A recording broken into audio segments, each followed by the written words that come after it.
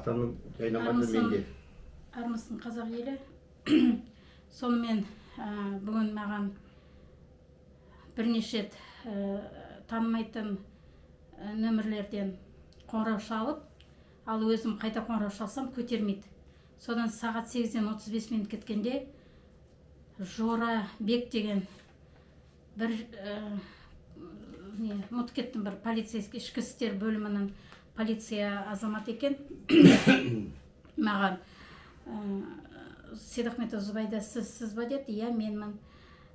Мен осындай Жорабек деген жоқ, атын айтқан жоқ, есімін полиция бөліміненмін.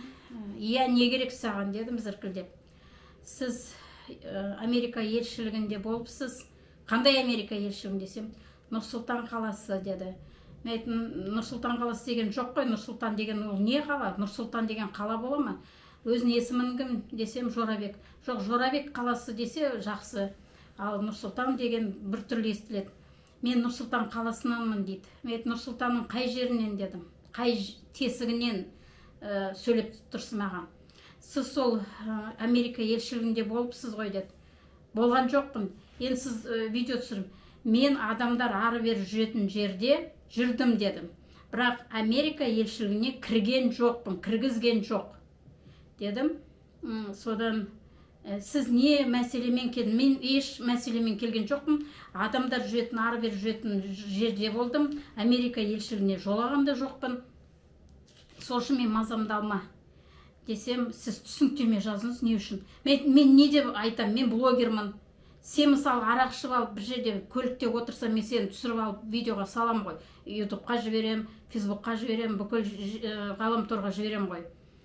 Бір жерде үлкен дәретін сындырып отырсам, кіші дәретін сындырсам, мен видеоға түсірем де жібере берем. Мен блогер, маған бәрібір. Мен жүрген, көргенімді түсіре берем. Келе жатсам, кімді, Әйгерімді көрдім, Әйгерімді түсірдім. Мен енді Америка елшілігінің ауласына да аяғым басқан жоқ. Сыртында жүрдім. Кіргізген жоқ, жол атқан жоқ. Сол үшін блогер ретінде мен содан түсініктеме, мыңқылдама, айғайлам, нетпе, сен кімсің менен түсініктеме алатын дедім. Әкемсің бе, шешемсің бе?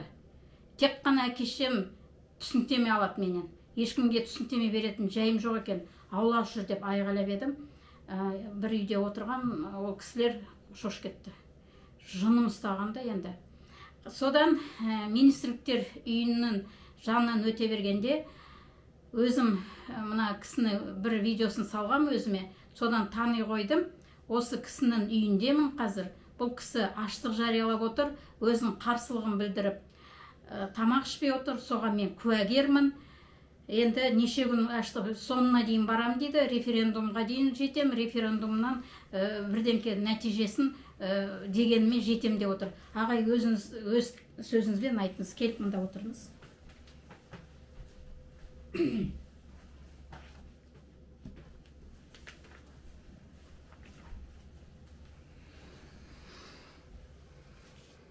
Аты жөнім Ақылбайдың Бақытқаны. Алматы облысы Кербұлақ ауданы Шаған ауылынан келіп отырмын. 27 мамыр күні ауылдан арбамды, туымды, ұйықтайтын қабымды алып, тағы басқа заттарымды алып, жолға шыққам. Ауылымыз Сәрізөктен 60-70 шақырымдай жер, тік жолы бар, айналма жолы бар. Бірақ үйден Қоғалы деген бұрынғы Гвардия ауданы, болашақта мүмкін Күреңбел ауданының орталығы болуы мүмкін. Қоғалы ма? Е, Қоғалы. Сол жерге жеткенде Шоқан Уәлиханов ескерткіші жоқ. Ол жолда қалады. Шоқан Уәлиханов ескерткіші бізден бір 40-50 шақырымдай мұражай бар. Е, мұражай. Содан ауданның әкімі, ауданның прокуроры, ауданның мәслихаттың хатшысы аудандық. Онан кейін аудандық ішкі істер бөлімінің бастығы төртеуі мені жібермеуге тырысты. Қолдарынан келгенше бөгет болғысы келді. Бірақ мен сытылып шықтым, бірақ заттарымның бәрі қалып кетті. Қалай сытылдыңыз? Енді жолын таптым. Жолын, Қалыпта? иә, олар әңгімеге неғып отырғанда дәретке шығамын деп тұтылып кеттім. Сөйтіп, содан мүмкін Құдай жолымды қалап отырған шығар. Таныс кездесіп, Шеңгелдіге дейін жеттім, Қоғалдан. Одан Алматыға келдім. Алматыдан 26 күні, 28 күні шығамай қалдым. Себебі жаңбырдың астында қалдым, су болдым. Оның үстіне киімдерімнің көбі, жолға дайындалған заттарымның көбі сол арбада қалды. Негізгі мақсатым шыққандағы Қасым-Жомарт Кемелұлы кегелі бері, егер бұлай айтсақ, Назарбаевтың елге айтқан ақылым білесіздер, кредит алып 2 сиыр асыраңдар деген. Бірақ ол 2 сиырды қайтып асырайтынды жолын көрсеткен жоқ, айтқан жоқ. Сиыр ауа жұтып, сүтті бере бермейді ғой. Не бұзаулай бермейді, не семіре бермейді. Сондықтан оның да сиырында жем-шөбі болу керек. Сондықтан Қасым-Жомарт оның жіберген қателігін өзінше түзетті. Бірақ 3 жыл болды, ауылдың адамдарына не жайылым жоқ, не шабындық жоқ. Ол сөзінде қалып отыр. Соны, оның үстіне мына қазір референдум болған кезде референдум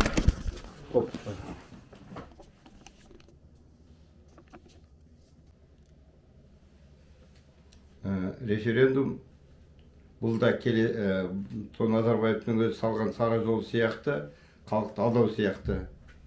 Егер шын өзгеріс керек болса, шын Қазақстан неғатын болса, ең бірінші 1993 жылғы Конституциямыз қайту керек, ата заңымыз. Онан кейін Назарбаевтың өзінің арнап шығарып алған, құйрықшықтармен жазып алған, бірақ аттап кете алмаған 95 жылғы Конституцияда, ата заңымызда жазылған байырғы қазақ жері, қазақ халқының ортақ меншігі болу керек. Ортақ деген сөз міндетті түрде жазылу керек. Әйтпесе қазіргі Конституцияда түзетуде қазақ халықтың меншігі, мемлекеттің де меншігі дейді. Және жекелеген адамдарға жекеге беруге болады дейді. Бұл деген сөз тек қана көз алдау ғана. Жер осыдан 200 жыл бұрын Лев Толстойды айтып кеткен. Жерді жекеменшікке беру деген сөз, ол құлдық заманға қайта оралу деген. Сондықтан бірінші кезек шын референдум өткізгісі келсе, қазақ мемлекетін қолдайсыз ба деген сұрақ қана қою керек, қолдайсыз ба деп. Иә, жоқ деген екі жауап. Сол кезде өзінен өзі шығады. Тілімізді сақтамасақ, жерімізді сақтамасақ, ертең болашағымыз жоқ. Оны өтірік біріміз алдамай-ақ қояйық. Назарбаевтың 30 жылға алдаған өтірігіне сеніп болдық. Ол енді тағы да алдағысы келеді. Енді менің өз жеке пікірім, кешегі қаңтар оқиғасында мені Тоқаев істей алмады. Мен өзім келдім деп Ақбозатпен келмек болды. Ол алдыда қаншама біздің жастарымыз қырылып кетті. Негізінен қаңтар қырғыны кезінде тек қана қазақтар шықты. Оның өзінде де негізінен шыққандар ауыл адамдары. Ауыл адамдары неге неғылды? Өйткені Назарбаевтың 1992 жылғы ауыл шаруашылығы кешендерін жекешелендіру дегені сол қазақтарға жасалған геноцид деп есептеймін. Ол Голощекиннің жасап кеткен геноцидінің жалғасы деп есептеймін. Егер олай деп ойламайын десеңіз, біздегі Голощекиннің ұрпағы Машкевич беді. Машкевичпен ауыз жаласып жүруінің өзі оны өсіп тайрандатып қою. Ол бір нәрсені білдіреді ғой, білдіреді. Қазақ болып қалғымыз келетін болса, біз қазір 93 жылғы конституциямыз қайту керек. Ана тіліміз бірақ тіл болу керек, мемлекеттік тіл. Онан кейін қазақтың байырғы қазақ жері, қазақтың ортақ меншігі болып жазылу керек. Ол жалға да берілмейді, сатылмайды да, тек қана пайдалану құқымен ғана пайдалану керек. Сол себептен мен басымды өлімге тігіп, міне кеше бүгін 3-ші күнге кетеді, міне сағат 8-ден өтіп кетті ғой. Үшінші тәулікке жалғасып жатыр. Құрғақ аштықтамын, аузыма су да алмаймын. Кеп тексерем десе тексерсін. Бізге қазір, ал енді келген кезде мүмкін Нұржан Алтаев қолдай ма деп ем, тағы бір кісілер қолдай ма деп ем. Біреуі де келуге жараған жоқ. Олардың батырлығы диван батырларына ғой деп есептеймін. Ана халықты алдаушылар сияқты. Әйтпесе халықтың мәселесін көтеріп жатқанда неге олар келмейді? Неге қасымыздан табылмайды? Мына жерде көрдім. Бағана кездестім 20 шақты желтоқсандықтар. Олар не қылып жүр? Олардың қасында жүрген адамдар неге жоқ? Неге біз бірімізді қолдамаймыз, бірікпейміз? Шын қазақ, жаңа Қазақстан болсақ. Бүгін кешке шейін болған. Бүгін де кешке шейін болдым. Ойбай, сізді кеше ауыл шаруашылық министріне жолықтырам, мына жер туралы солар деді. Кім жолықтырды? Президент аппаратындағы қат бөлімі деуші ме, азаматтарды қабылдайтын. Білем, Әлия Мырзабек деген заңгер. Оны жіберді, осы министрлер өкімет үйіндегі отырған, 12-ші қабат, 11-ші қабаттағы бір жігітке жіберді, ат жөнін білмедім. Ол жер туралы мен айтқан нәрселерді ұғатын адам емес, тек қана мазақ сияқты. Біз жерден айылсақ, тілден де айылып баратымыз. Ертең қазақ халқы жер бетінен жойылады. Осыны ұмытпаңдар. Кеудесінде жануарлар тұрыңдар, диван батырлар тұрыңдар. Қай күні тұрсын? Қасыма қосылыңдар. Ертең келіңдер. Бүгін келсеңдер де мен Астана қаласы. Астана қаласы мәңгілік. Өкімет үйі, министрліктер үйі. Сол жерде 15-ші подъезд, сол жерде жүремін. Аштық жариялы. Аштықтамын. Ертең өзі 4-ші тәулік басталады деп айталам кешке таман. Бүгін міне 3-ші тәулігім басталды. Сіз талабыңызды айттыңыз ба халыққа? Халыққа айтып отырған талабым менікі. Ең бірінші қазақтың тамыры ауылда десек, ауылдағы жерді басқасын айтпай қойық. Ең бірінші кезекте шабындық пен жайылымды сол ауылда тұратын тұрғындар пайдалану керек. Сол ауыл адамдары пайдалану керек. Неге біреулер алып алады да, содан кейін ол жерлерді соғымға береді, неге береді, сойысқан береді, үйлерінде жатып алады, түк істемейді. Жалпы 1992 жылғы ауыл шаруашылыққа жасаған Назарбаевтың жекешелендіру, оны геноцид деп мойындау керек, солай деп қабылдану керек, заң қабылдану керек. Содан кейін жауап берсін. Мен соңғы кезде естігенім, мен 1997 жылға шейін Алматы қаласында тұрдым. 4 бөлмелі жайлы пәтерде тұрдым. Мен ауылдың адамдарының қала қарай көшіп жатқанын көргеннен кейін жүрегім шыдамады. Оның үсті балаларымды да еңбекке баулығым келді. 6 баланың әкесімін. Назарбаевша немере деп айтпай қойын, 17 жиенім бар. Менікі бәрі қыздар. Солардан 17 жиен көріп отырмын. Мен қашанғы қазақ халқы ұйықтай беру керек. Өстіп ұйықтасақ, бір жоға жойылып кетеміз. Ең құрғанда Машқұр Жүсіптің айтқан алаяқтан кейін жақсы заман туады деген, сол жақсы заманға ұмтылуымыз керек қой. Нан сұрамаған бала, жыламаған балаға емшек жоқ дейді. Қашанғы қазақтар ұйықтайсыңдар, ояныңдар, бірігіңдер, күреске шығыңдар. Өзіміз қорғамасақ, бізді кім қорғайды? Сөз жүзіндегіміз, іс жүзіндегі тәуелсіз Қазақстанда өмір сүрейік. Әрбір адамның құқы қорғалатын, әрбір сәбиді қорғайтын, әрбір ананы қорғайтын. Айта берсек көп әңгімелер. Бірақ ең бастысы, әрбір адамға жұмыс істеу мүмкіндігін берсін. Әр дүниеге келген сәбиге Назарбаев айтты. Егер ұмытпасаңдар, 19 жылы әр балаға 21.000 теңгеден көмек беріледі деді. Бірақ ол сөзінде тұрған жоқ, қашып кетті Тоқаевқа өткізіп. Естеріңде болса. Тоқаев ол кезде оның жартысын ғана орындады, 10,5 теңгеден ғана беріп. Одан кішкене көбейсе көбейген шығар, бірақ ол көбейіп жатқан жоқ. Менің өз ойым, дүниеге келген әр сәбиге 18 жасқа толғанға шейін жәрдемақы берілу керек. Анасы 4 бала дүниеге әкелген ананы 4-ші баладан бастап. Анасы да еңбек өтілі жүріп отыру керек. Оған да өтемақы төлену керек.